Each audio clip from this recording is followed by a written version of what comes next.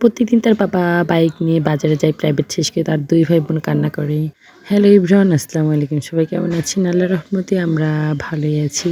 আর প্রতিদিন তার বাবা সকালে প্রাইভেট শুরু করে প্রাইভেট শেষ করতে ১১টা বেজে যায়। আর তখন আরকি ১১টার সময় বাইক নিয়ে বাজারে যায়। আর ফারহান ফারিস্তা কান্না করে যাওয়ার জন্য ২ ভাই বোন তার বাবার সাথে। কিন্তু ওর বাবা প্রত্যেকদিনই নেয় না। তাই আজকে আবার হঠাৎ করে বলল ওরা প্রতিদিন ২ ভাই বোন কান্না করে বাইকে চড়ার জন্য। তাহলে চলো আমরা আজকে সবাই মিলে আরকি একটু বাইকে করে ওদেরকে ঘুরিয়ে নিয়ে আসি। এই তো যে কথা সেই কাম। আমি আরকি ওদেরকে নিয়ে বাইকে উঠে পড়লাম। উঠে আরকি এই তো ২ ভাই বোনকে নিয়ে আরকি যাচ্ছি আমরা আরকি বাইকে করে একটু ঘুরতে। এই তো বেশি দূর না, আমাদের স্কুলের ওই জায়গায় যাবো ওই পর্যন্ত ওইখান থেকে আবার ঘুরে আবার বাসায় নিয়ে আসবো ওদেরকে। এই তো ফারহানা ফারিস্তা তো বাইকে চড়ে অনেক খুশি। ভাবলাম আপনাদের সাথে একটু শেয়ার করি। কারণ আমরা তো এখন যা করি আপনাদের সাথে শেয়ার করি। এই তো ফারিস্তা বাইকে চড়ে আরকি গল্প করতেছিল আমার সাথে আর আমি ভিডিও করতেছিলাম। এই তো আমরা বাইকে করে ওইখান থেকে ঘুরে আবার বাসার দিকে চলে আসছি। যাওয়ার পথে আমাদের বাসার এই পাশে দেখি ৩টা ঘোড়া, তারা ২ ভাই বোন তো ঘোড়া দেখে অনেক খুশি। ওর বাবা আর কি আমাদের রাস্তার উপরে নামিয়ে দিয়ে আবার চলে গিয়েছে বাজারে। ওর আব্বু যখন বাজারে যায় যদি একটু বাইকে চড়ায় তখন আর কান্না করে না। নামিয়ে দিলে যদি না চড়ায় তাহলে আর কি কান্না করবেই। এই যে যেমন আজকে একটু বাইকে চড়িয়ে আর কি রাস্তার উপর নামিয়ে দিয়ে গেছে, কান্না করে নাই। যদি না চড়াই তো বাড়ি অবশ্যই ২ ভাই বোন কান্না করতো। এই তো ২ ভাই বোন নামিয়ে দিয়েছে, বাইকে চড়িয়েছে। আর মনটা একটু আর কি খুশি খুশি ভাব। আর একা একাই বাড়িতে যাচ্ছে। এই তো ২ ভাই বোনকে আমি ওই পাশ দিয়ে যাইতে পারলাম, কিন্তু তারা ২ ভাই বোন ওই পাশ দিয়ে যাবে না, এই পাশ দিয়ে যাবে। এখন তাদের মন মতন তারা এখন আর কি যেখান সেখান দিয়ে চলে যায়। ফারিস্তা তো এই পাশ দিয়ে গেল আর ফারহান দেখেন যেখান সেখান দিয়ে ঢুকে পড়ে।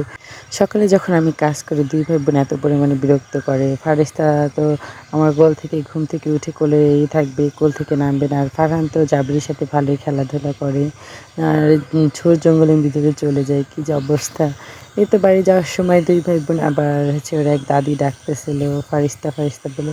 এই তো ২ ভাই বোন আবার এখানে আসলো তার দাদির সাথে দেখা করতে। তার সাথে দেখা করেই তো আবার আমরা বাড়ির দিকে যাচ্ছি। ২ ভাই বোনের এই রাস্তাগুলো এখন একদম চেনা হয়ে গিয়েছে, কারণ তারা একা একাই এখন যেখানে সেখানে চলে যায়। এই রাস্তা দিয়ে সকাল থেকে কতবার যায় আর কতবার আসে, তাদেরকে এখন আর বলা লাগে না যে এই রাস্তা দিয়ে যাও। তারা এখন আমার আর কি বলে বলে নিয়ে আসে মনে হয় বাসায়। এই তো বাসায় এসে ফারহান তো আমার কোলের উপরে উঠে বসেছে আর ফারিস্তা একা একাই বাসায় রুমের মধ্যে যাচ্ছিল। আর ফারহানকে আমি একটু আদর করলাম, সে আমার কোলের উপরে উঠে আর কি ভ্যাঙাচ্ছিল জিব্বা দিয়ে।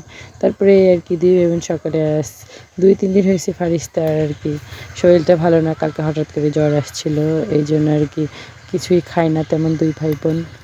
ফারহান সকালে একটা ডিম খেয়েছিল আর তারপরে কিছুই খায়নি। তাই ভাবলাম ওর দাদি ভিজিয়ে পিঠে বানিয়েছে আর কি শীতের মধ্যে। তাই ভাবলাম ফারহান তো আর কি ভিজেনে পিঠাগুলো অনেক পছন্দ করে। ২ ভাই বোনকে আর কি একটা ভেঙে ওর অর্ধেক দিয়েছি, ওর অর্ধেক দিয়েছি।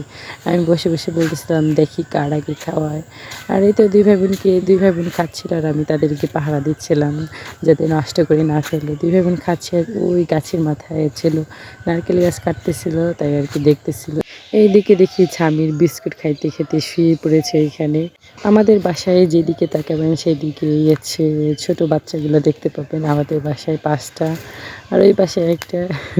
এই তো এখানে দেখি আমার বড় চাচা শ্বশুর রোদ তাপাচ্ছে, ওনার বয়স হয়ে গিয়েছে তো সারাদিনই দেখি এখানে যতক্ষণ রোদ থাকে ততক্ষণই উনি বাহিরে বসে থাকে।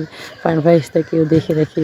ফারহান ফারিস্তা কোথাও গেলে আমি জিজ্ঞাসা করলে বলে এইদিকে গিয়েছে ওইদিকে গিয়েছে। পাশের মুরব্বি থাকলে একটা সুবিধা হয়, পোলাপানগুলো কোন দিকে যায় বলে দিতে পারে।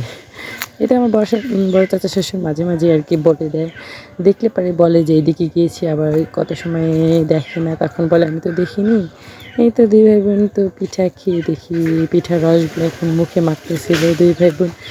ভিডিওটা এই পর্যন্ত, সব ভালো থাকবেন সুস্থ থাকবেন, নেক্সট কোনো ভিডিওতে দেখা হবে। আল্লাহ হাফেজ।